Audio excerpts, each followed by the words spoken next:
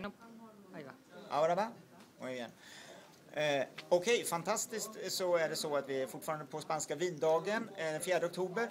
Och här kommer en riktig treat, nämligen så är det så att jag är här med Pancho Campo, the first master of wine from Spain. So basically anything that is worth knowing about wine, that's you. You're Well, if you're a master of wine, then you know everything that's worth knowing about wine. You're supposed to know a lot. Let's put it that way. Yeah. So we can take this opportunity. Are we supposed to move here? No. The camera crew is saying, okay, Yes. thanks. So let's take this opportunity to talk a bit about cava. Sure. Yeah, and cava. One interesting thing about cava, if we look at the last years, we can see that the quality of cava has increased all the time and is now becoming more and more of a favorite sparkling drink throughout the world. What do you think about the future of cava comparing to other sparkling wines? As my dear friend Robert Parker said when he was in Spain last year, the future of cava is splendorous. And he made those comments, and I agree with him, that two reasons. The quality of cava has improved tremendously, number one. And two, people, because of the world economical recession, are looking for value. They realize that cava offers excellent quality for much lower price than other sparkling wines like Champagne or Franciacorta, for example. So that's a great opportunity. And people have started to change their perception that cava is only a cheap sparkling wine to be sold in mass in supermarkets. People have realized that there is very high quality cava. And if you would make a comparison, now taste-wise, if you would generalize between cava and champagne, what is your general comments? Well, I first of all, I'm one of the professionals that have always said that you shouldn't put in the same bag cava and champagne. One thing is cava, another thing is champagne. But if you want to compare it from a sensorial point of view, keep in mind that most champagnes are made with grape varieties that are red, like Pinot Noir, Pinot Meunier. And traditionally, cava has always been Blanc de Blancs. You use Xarel·lo, Macabeo Parellada, then Chardonnay has also authorized, and Pinot Noir was not authorized until a year ago or so.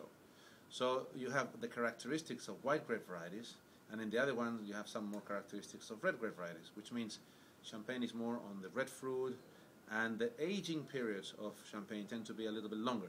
So what we call autolysis, the fine bakery, the almonds, the toasted bread, it's usually more present in Champagne than in cava. Most cavas are drunk young, therefore you get much more fruit-driven wine, and also a lot of people say that because of the weather, because of the climate, Champagne tends to have a high acidity, and people say that sometimes cava lacks acidity. I think that's wrong. The theory, it's okay. But people have to remember that the soil in cava, in the Penedès, is very rich in magnesium, and when you have soil rich in magnesium, instead of potassium, the acidity tends to be high.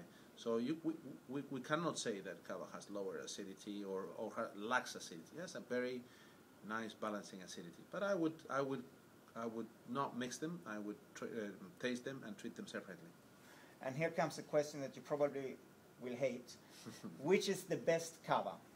Oh, if you ask me, and I tell this to my students, which is the best wine in the world, I say the one that gives you the most pleasure.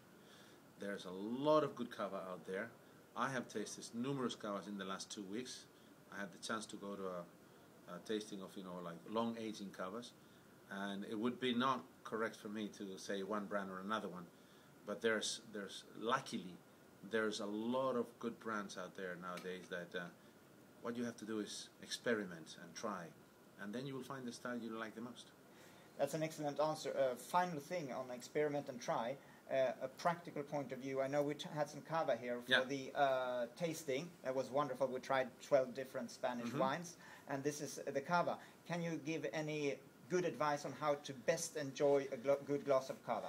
The most important with cava is, a lot of people tend to swirl the glass and agitate the wine. You shouldn't do that, because as you produce bubbles, the bubbles capture the aromas and they take them away. So you just smell the wine, and for example, this is very young. This is very nicely, fruity. the aromas of some herbaceous aromas. They give you that sensation of freshness and lightness. And in the palate,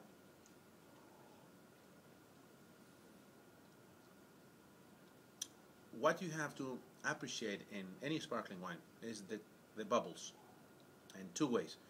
One is the size of the bubble. It has to be small, tiny bubbles. And then is the texture. The texture of the foam, the texture of the bubble has to be creamy, soft. And this one is beautiful. Also, it's the length and the aromas of the autolysis, the aromas of the aging. Here is very gentle because this is a very young cava, and it's supposed to be like that. It's supposed to preserve the fruit and enhance its youth and its freshness. And I think this does the job. This is a great cava. It's very refreshing. Cava in Catalonia, the Catalonians use it as an aperitif, but they also eat through the meal with cava. This one, it's perfect for a nice aperitif because it's very refreshing. And if you think of where we are, we're in Spain, we're in the south, we're in the Mediterranean. It's perfect for a Mediterranean climate because it has this nice, refreshing acidity and all this very young character of herbaceous character, white fruit, beautiful. So I always make the point that one should drink more sparkling wine because that makes life happier. Do you agree? I think one should drink wine in any form or manner instead of spirits or other stuff. Wine is healthy. It helps in moderation. It helps your cardiovascular system, makes you happy, facilitates conversation. And if you drink cava, it's even better because it gives you. It's like suddenly you get this breeze of Mediterranean influence, and it takes you to the Penedès and the coast of Barcelona and Catalonia. So it's a great drink. And on a final note, since we're in Sweden, I must say this is age restricted. You have to be 20 years to listen to this. Shall we say skål and thank you? Absolutely. I don't have a glass, but skål. Well, skål, and how do you say hej då? Hej då, that's how you say it. Thank you. Thank you.